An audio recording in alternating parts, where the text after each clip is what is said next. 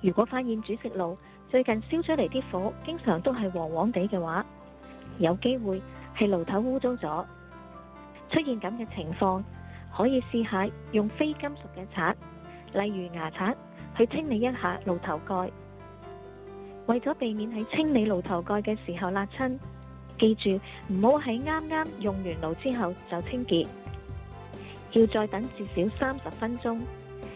等個爐頭凍返少少，唔辣手嘅情況之下，先至好進行清理爐頭蓋。清理爐頭蓋嘅步驟，首先用布拎起爐架同埋爐頭蓋，跟住用非金屬嘅刷同埋一啲溫和嘅清潔劑清理爐頭蓋。清理完之後，記得用乾布將爐頭蓋完全抹乾，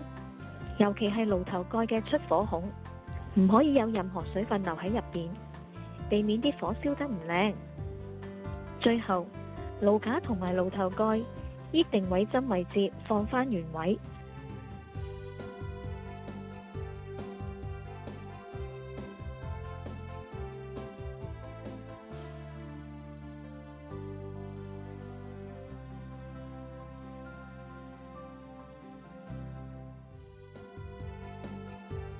如果清理爐頭蓋之後，啲火仲係黃黃地嘅話，